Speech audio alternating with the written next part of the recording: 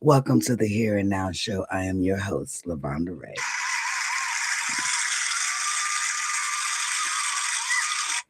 As always, I want to say welcome to all my guests or anybody that's tapping in.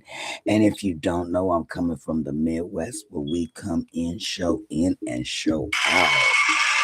Yeah, you gotta love your city, right? You gotta love your city. Yes, the Here and Now Show is a show where I take life events that happen to me and change them into a positive living. It's also a space where I create where people can feel free to come and talk and voice their opinion without judgment. And of course, if you have any questions or any comments, feel free to leave it in the comment box and I'll respond to it as soon as possible. I will acknowledge you because I believe that all voices matter, and we are here today to enjoy your voice matters. It is all about you. It is all about doing better and getting better every day because you matter. No matter what anyone says, you matter. So welcome to the Here and Now Show. The Here and Now, I'm sorry, I gotta put the Here and Now Show. If you've been watching my show or listening to my show, you know that I like to at the beginning play a little jazz music to set the atmosphere. I'm a real atmosphere type of woman, so I just want to take a moment, you guys, just to feel the atmosphere of this jazz music, and then we can start the show.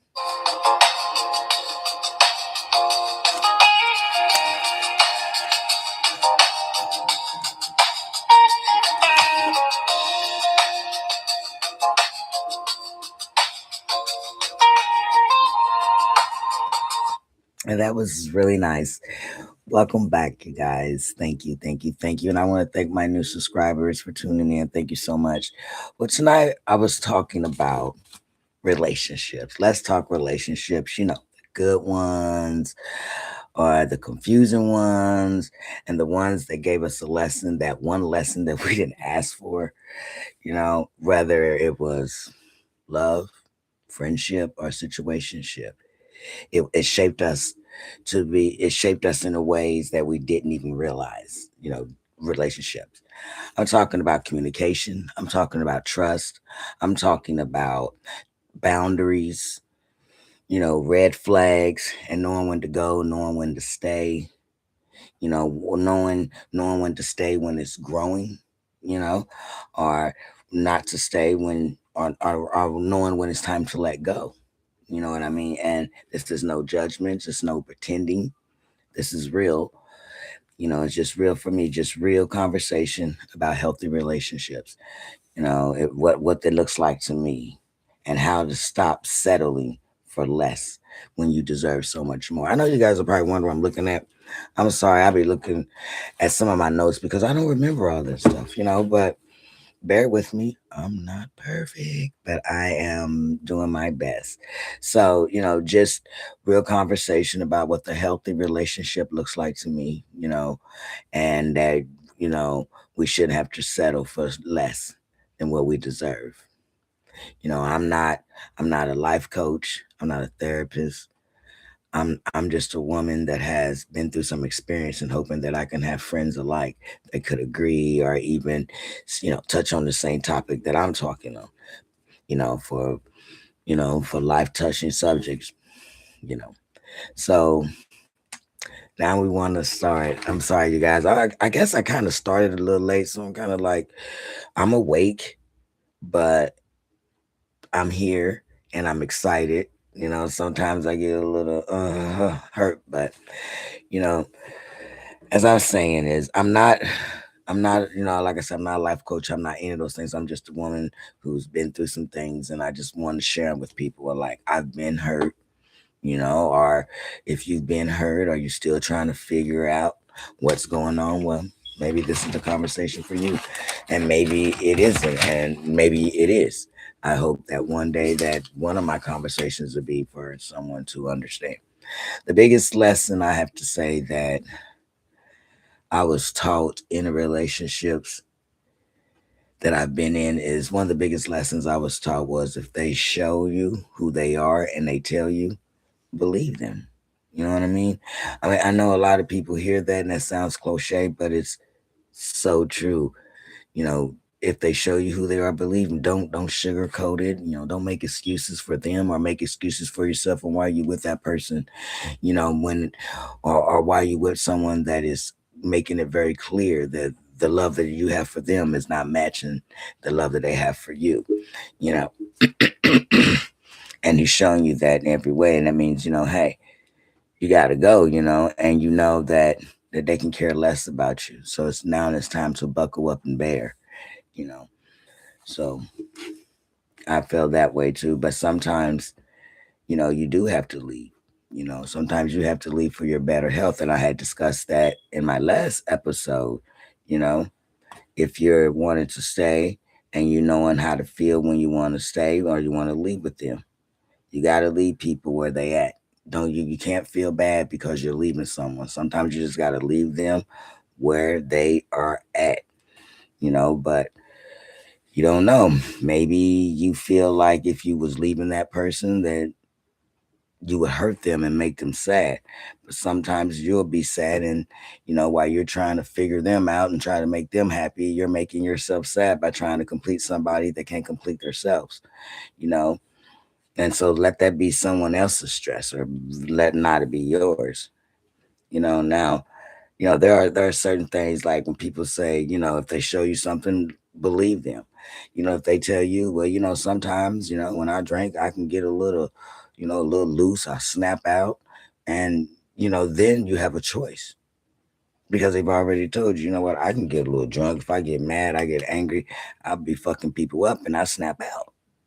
But it's your choice if you want to stay and watch the snap out, or if you go ahead and march your ass away and get away from the snap out because it can't bless you and you can't grow with somebody that you never know what they're thinking from one day after next. And then that's unhealthy in itself, just all of that not knowing is unhealthy. And then you should snap into reality and be like, oh, thank goodness I missed that bullet, instead of waiting to see what his snap game or her snap game is about.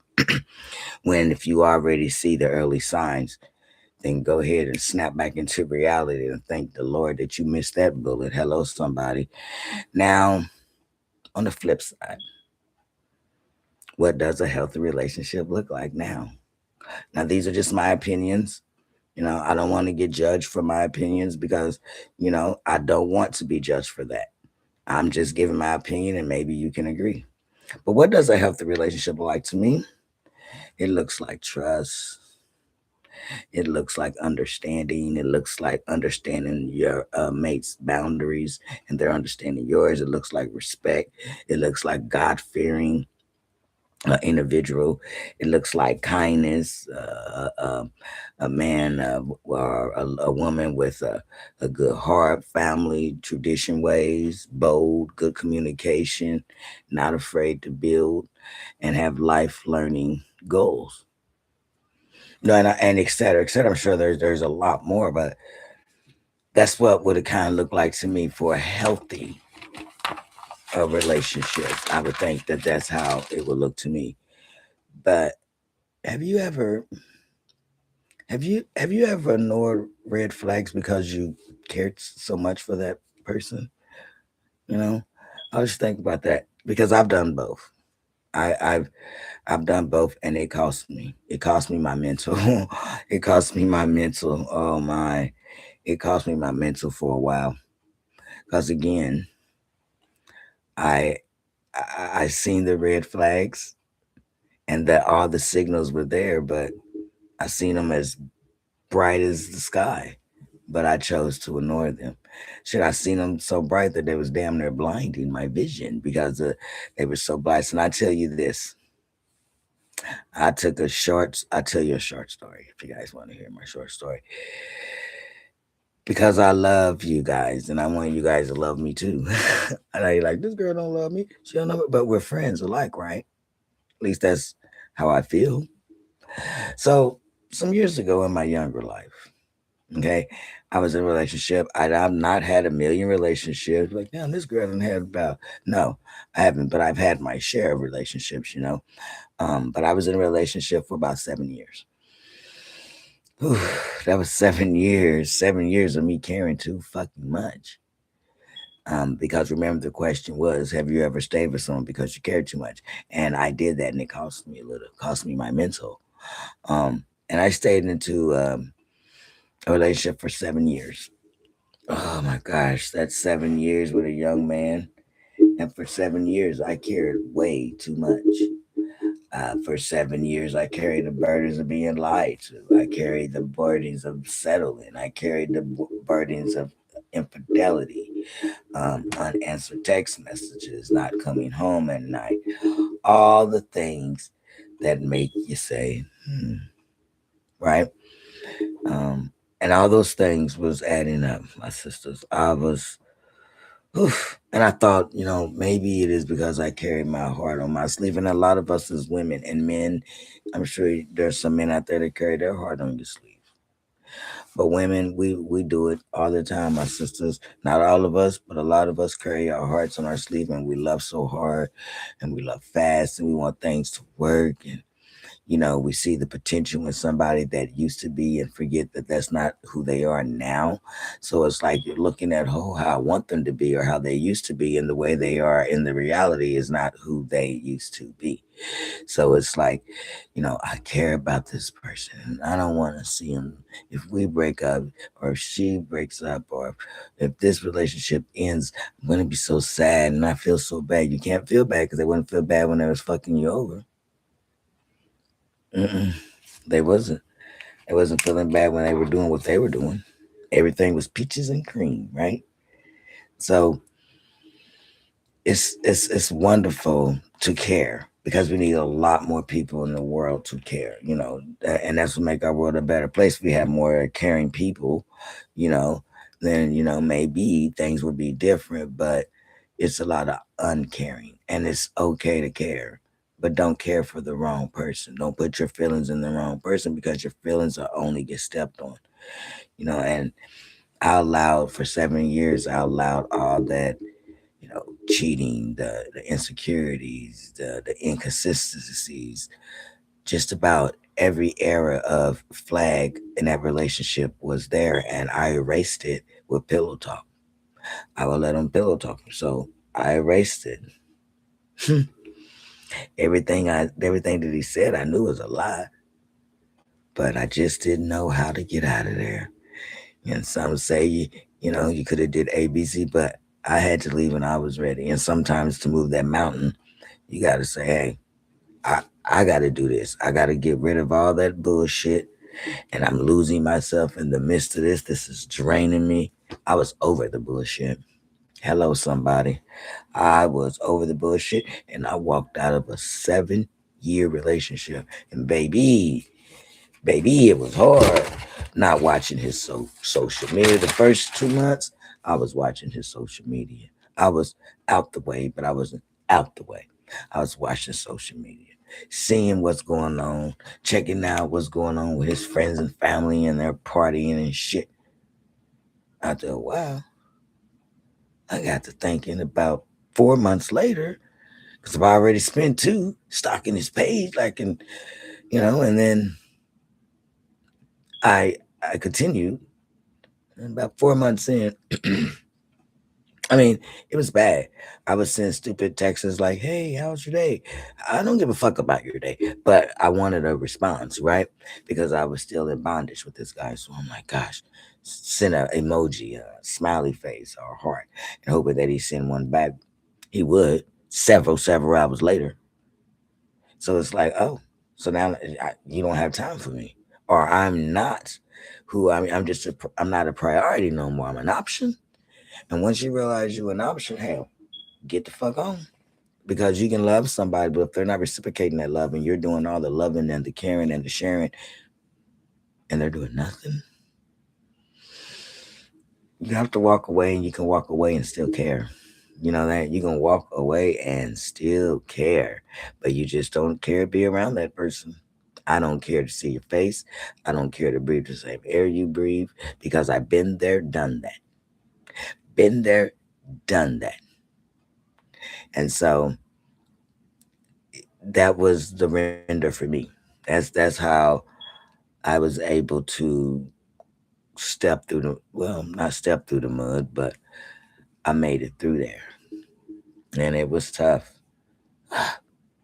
But I was so proud of myself when I looked back because he thought he could spin the back the block. And once, about a year later, we lived in the same town, so I would always see him. But a year later, I got my weight up. You know what I mean? I had got my smile back because I've always been a smiler. But when you're always arguing, your face is always turned to, so I was always a smiler, and I got my smile back. And just as it happened, thought you could just spin the block, and I would be there waiting. Nah, no, no, no. I I dodged like a motherfucker. Dodgeball. I got the fuck out of Dodge, and it was great for my mental because I no longer had to worry about that individual's feelings. I allowed another person to worry about that. That is not my fight no more. I am ready for greatness. Hello, somebody. Now, I know I said that about that perspective of relationship, but I say, what if you don't? What if you, okay, well, I don't know if I want to ask this question, guys. So if you don't shut your, have you ever been in a relationship where you look back, and you say, oh man, that relationship had me laughing, it was fun.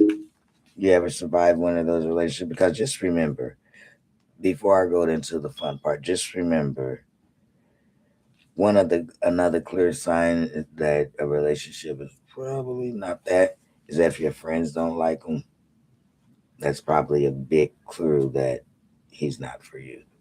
So just growing and surviving and growing, just two different things. We all have we. I know that when I was going through a dating stage, I had a few relationships where I could look back and laugh and be like, oh my god, what am I doing in this relationship? But there were some relationships that I had that made me laugh, and there were that past relationship that you know said, hell, well, if you love me, you would grow with me. But what I was growing when I was with that individual, I was growing depressed. I was growing sad. I couldn't I was losing me, and that drained me. But I got better. I got better. I got out of that depression. I got out of that confusion, and I got out of that relationship. And so with that relationship that I had prior, it didn't have any growth. I was literally just surviving. I literally survived 7 years.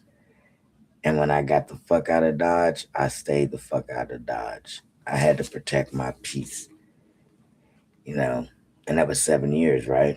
And not all relationships are meant to last forever. Some of us have relationships that's there just to teach us, giving us a story that we can laugh about. Have you ever had a relationship that you think about? And let's be honest, we all been in maybe relationships where you can look back and be like, what the fuck was I thinking? Like, what was I thinking? Quick story. I had a friend that we went to college together. We were great friends or whatever. And so one day, he asked me, "Hey, you want to go on a date?" And I'm thinking, "We're friends, Okay, we go on a date, whatever." And we go on a date, and then a few days later, I see my friend from college again. He's like, "The date went great. You want to try going out, being a couple. You're dating me and I'm dating you, and I'm thinking in my head, I could do math, okay, but let's give it a try. It only lasted 8 days,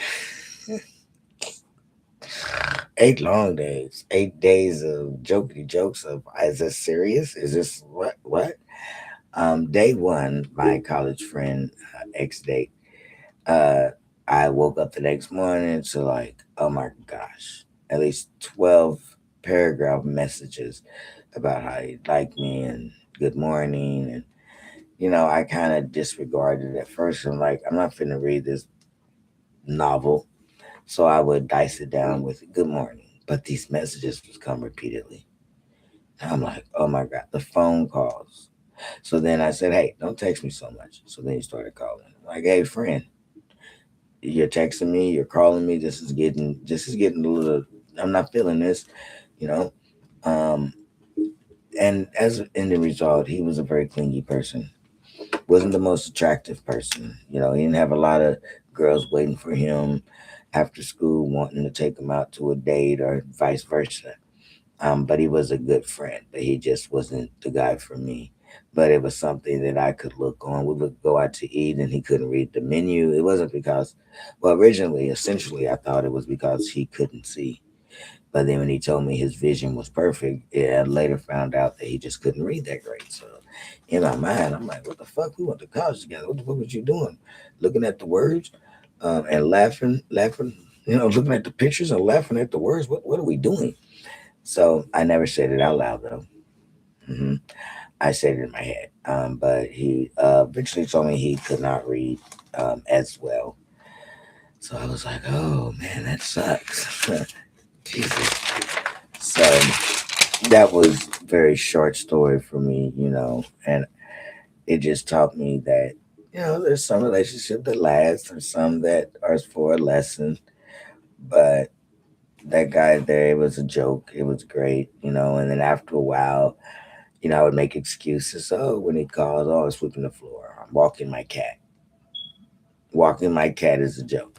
But sweeping my floor, just always being busy, And of course, eventually I told him this isn't going to work, And this guy, I tell you, this guy could talk so much that I could fall asleep and he still be talking when I wake the hell up. I'm like, damn. And he never even knew I went to sleep.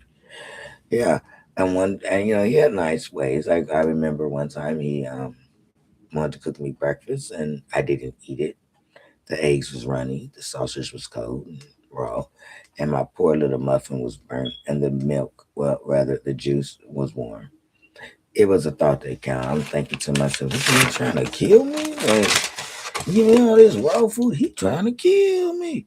But ideally, he was trying to show me that he could cook, but I was in a different headspace, and it just wasn't working for me. It was just something I could go back and I can laugh on, you know.